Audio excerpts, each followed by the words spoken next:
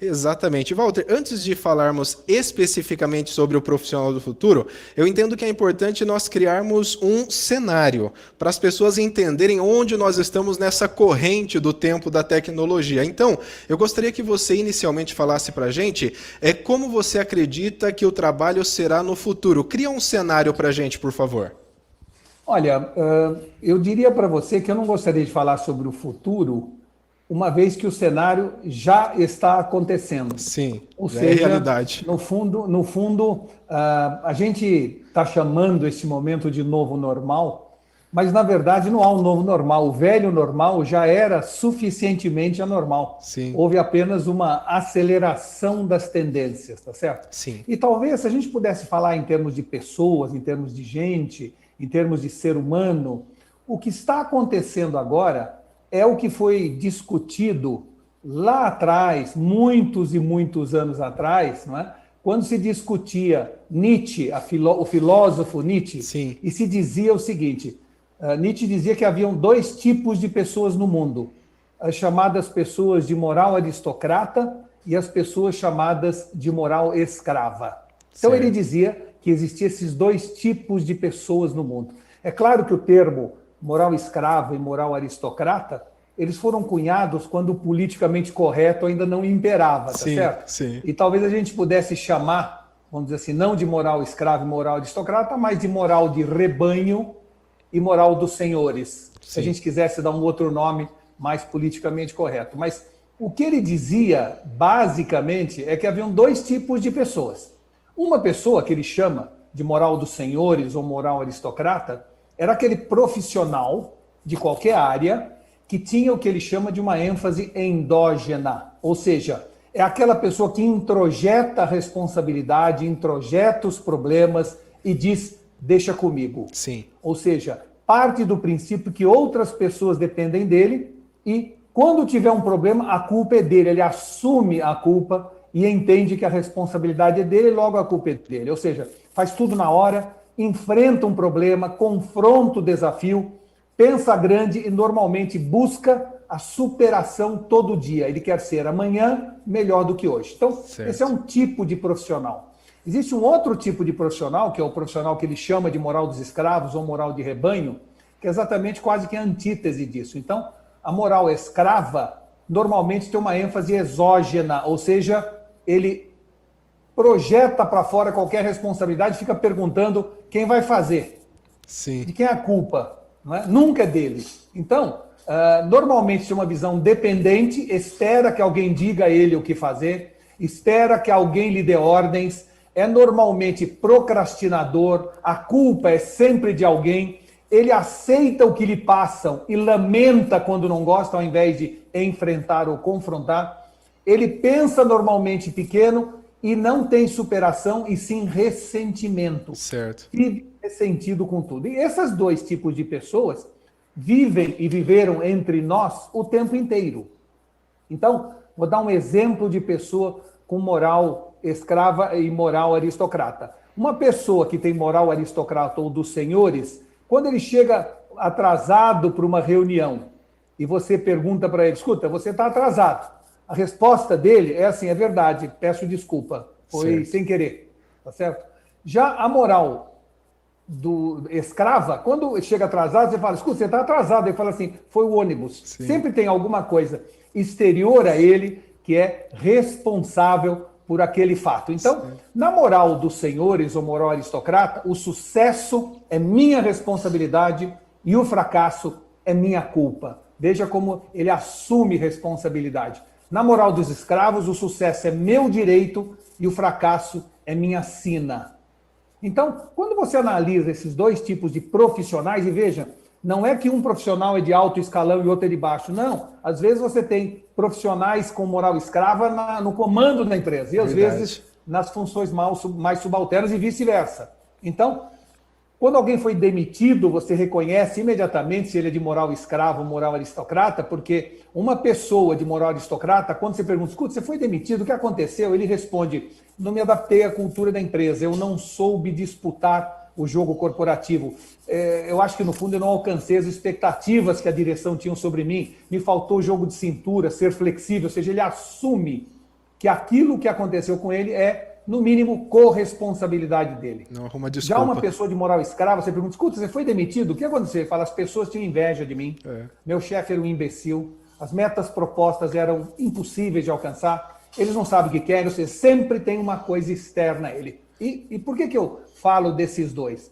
Porque o momento agora, depois de séculos e séculos de privilegiar a moral escrava, a partir de agora, o que vai ser privilegiado é a moral aristocrata ou a moral dos senhores, dessa pessoa independente, que se atira sobre as coisas, que assume problemas. E por que isso? Porque há pouco tempo atrás, o mundo tinha decidido tudo. A gente nascia num mundo onde tudo já estava decidido. Verdade. A minha profissão, eu já tinham decidido, porque meu pai era de um jeito, eu acabava sendo igual. O casamento, a família decidia. A hora em que ia assistir o filme, quem decidia era a TV Globo. O café vinha no bule e todo mundo tomava o mesmo café. Ou seja, havia já decidido tudo ao nosso redor. E a partir de uns anos para cá, houve uma inversão total disso. Agora, tudo é decisão do indivíduo.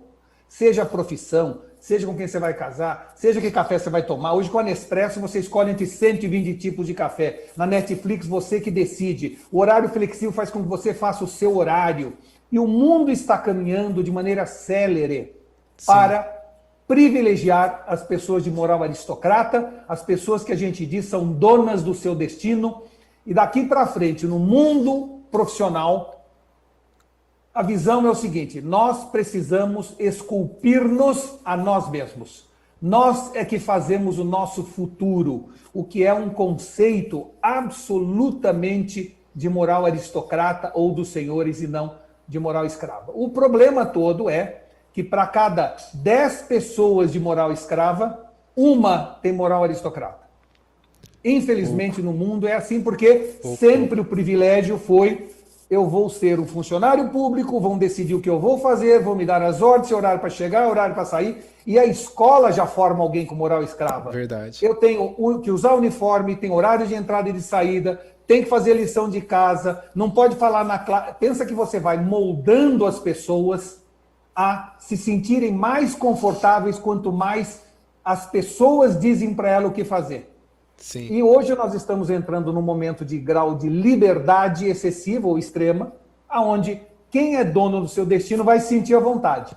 E quem não é dono do seu destino vai se sentir absolutamente desconfortável. Então, estamos num momento do mundo de virada. Portanto, eu falei até agora, como você vê, quase nada de tecnologia. Verdade. Eu falei de um novo momento do mundo, onde a forma como nós encaramos nossa vida é que vai determinar o sucesso ou fracasso. Mas aí surge uma pergunta, Walter: como que as pessoas podem se preparar para isso? Porque é uma mudança tamanha. Exato. As pessoas podem se preparar. Primeiro, é importante a gente entender o seguinte: pessoas nascem já com mais tendência à moral escrava ou moral aristocrata. Sim. Mas isso não é um destino traçado e irreversível. Você pode sim, através da sua existência, alterar a sua essência. Certo. Então, mesmo que a sua essência seja de uma pessoa mais acomodada, mais de querer obedecer, mais de querer, vamos dizer assim, que as coisas cheguem até você já feitas, etc., você pode alterar a sua existência apesar da sua essência. Então, eu acredito que é o seguinte: pessoas não mudam, Elton, mas podem encontrar um outro endereço que já existe dentro delas. Certo. Eu acredito muito que é possível você alterar o seu comportamento. E a moral aristocrata, moral escrava, também tem a ver com cultura corporativa. Existem empresas que criam um clima de cultura mais favorável para a moral aristocrata ou mais favorável para a moral escrava.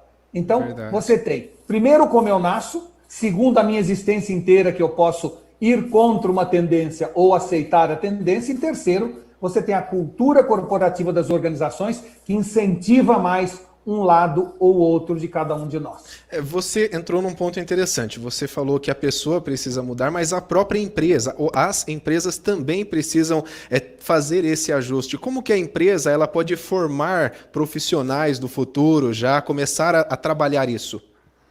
Olha, a primeira coisa é criar uma cultura corporativa baseada na meritocracia. Certo. Ou seja, entender que pessoas são diferentes e merecem atenção, respeito, remuneração diferenciados. Então, se eu tenho duas pessoas, para pegar um exemplo singelo, duas pessoas no telemarketing, um ao lado do outro. Um trabalha muito animado e motivado, sempre que atende um telefone, tenta resolver o problema, certo. mesmo que o problema não seja com ele, vai atrás da solução. Portanto, uma pessoa de moral aristocrata, que vai em busca do problema, aceita e resolve. Certo. E tem do lado dele alguém que diz, isso não é comigo, atende o telefone com má vontade, é uma pessoa displicente. E por lei, até agora, e por cultura corporativa, os dois recebem o mesmo salário, o mesmo benefício, o mesmo incentivo, o mesmo vale-refeição. Verdade. Olha, fica claro que 3 meses depois dessa convivência, quem tinha moral aristocrata vai ver que esse esforço adicional não está sendo compensado. E vai tender a se transformar numa pessoa de moral escrava. Então, nós temos hoje nas empresas, convivendo um aos lados dos outros, um grupo de divergentes, que são essas pessoas que não querem ser mandados, querem tomar decisões. Sim. Tem um grupo de complacentes, que são aqueles que aceitam o que vem, e tem um grupo de displicentes, que se puder, não fariam nada. Sim. E quando o chefe vira as costas, entra no Facebook ou no Instagram. Verdade. Então, no fundo, divergentes, complacentes e displicentes estão dentro da empresa. Como é que você separa um do outro? Através da meritocracia. Os divergentes vão ser mais recompensados por esse esforço, por essa coragem, por essa determinação. Os complacentes vão ganhar a vida, viver seguindo as regras, e nós precisamos de complacentes, e os displicentes têm que ser eliminados da organização. Então, esta é a tônica como uma empresa deve, vamos dizer assim, gerir seus recursos humanos daqui para frente, dando lugar para rebeldes, que não podem ser muitos, né? O grande volume é sempre dos complacentes que vão seguir ordens, mas você tem que ter um grupo de divergentes que estão lá para incomodar a direção, para perguntar o porquê não, para ir além do que foi combinado, para discutir autoridade, porque são eles que vão nos ajudar a entrar nessa nova era de tantas mudanças. Fazer as mudanças necessárias.